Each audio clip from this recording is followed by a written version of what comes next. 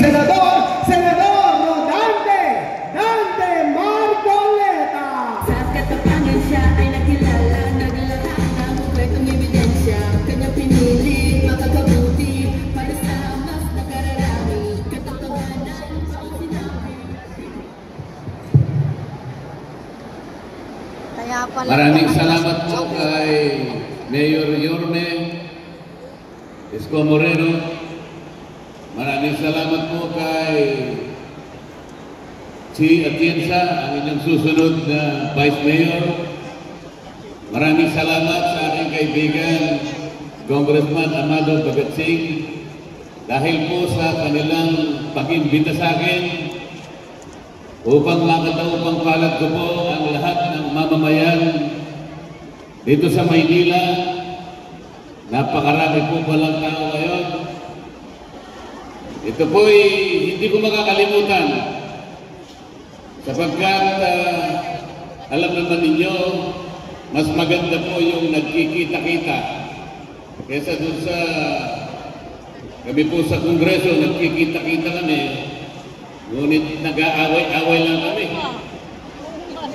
Ako po ay kanilang inaaway at pinagtutulong-tulungan kapag inilalaban ko ang katwiran. Hindi ko po maintindihan kung bakit gano'n ang ginagawa nila. Pati po yung hopya na kinakain ko, inaagaw pa po nila. Sabi ko, pupunta na lang ako sa Maynila, mas mabuti pag makita ko ang ating mga kababayan. Dito masaya, para may kwento ko sa kanila kung anong dapat natin gawin sa dami ng problema ng ating bansa. Napakarami po, kailangan nating tulungan ang ating namiminuno para sa ganon ang kahirapan sa bansa natin ay mabawasan man lang kung hindi tuluyang magalis na natin. Ano po ang unang-unang dapat natin gawin para magawa natin ito? Nagawa po ng ibang bansa ito. Ang China, 800 milyon ang mahirap sa kanilang mamamayan. China, ngunit nagawa nilang mapag-graduate sa kahirapan ang kanilang mamamayang mahihirap sa loob ng 30 taon lamang, 30 years. Tayo po ang mahirap sa ating bansa, 30 milyon lang halos. Sa mga tweet, kung talagang gagawin lang, kung talagang ayusin lang natin ang problema, walang 2 taon dapat graduate na lahat sa kahirapan ng ating mga kababayan. Ang unang-una po dapat nating gawin, ibaba natin ang presyo ng kuryente sa bansang ito. Yun po ang dapat nating gawin. Alam po ninyo, pag nagawa natin ito, maraming maihikayat na mga mangangalakal, mga negosyante, at mga investor na pupunta sa ating bansa, magtatayo ng mga pagawaan, mga opisina, at mga kalakal. Ang maraming magagawa rito, magkakaroon po ng maraming trabaho. Pag nagkaroon ng maraming trabaho, natural po giginhawa ang buhay ng ating mga mamamayan. Pagka maraming pabrika, maraming paggawa, maraming puhunan na papasok sa ating bansa, maraming kalakal ang babago, maraming pagkain ang magagawa, ang presyo ng pagkain bababa.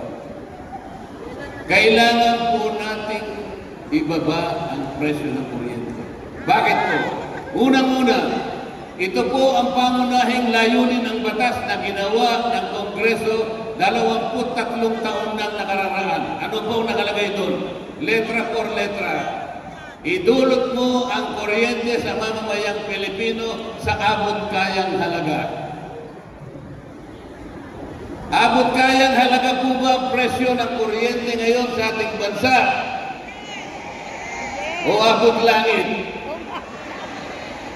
Gusto po ba niyong bumaba ang kuryente sa bansa? Mahina po yung sabat. Gusto niyo po ba talagang bumaba? Magagawa namin. Magagawa ko po.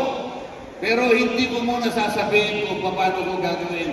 Sapagkat ayaw ko malaman ng kalaban, baka mamaya makapaganda pa sila. Pero magagawa po natin. Pati po presyo ng petrolyo kinakailangan bumaba sapagkat dito nakadikit ang marami maraming bagay-bagay na pangunahing kailangan ng Pilipino na dapat bumabati. Kapag nagawa po natin ito, yun lamang ang paraan para yung buong kahirapan ay mabawasan man lang natin kung hindi man tuloy ang mawala. Nagawa po ng Thailand, nagawa ng Vietnam, nagawa ng Malaysia. Bakit hindi natin kayang gawin? Kaya po natin gawin. Kaya po natin gawin. Pero kailangan po tulungan ninyo. Kahit hindi po ako artista. Kailangan po ba akong mag-artista? Hindi na po.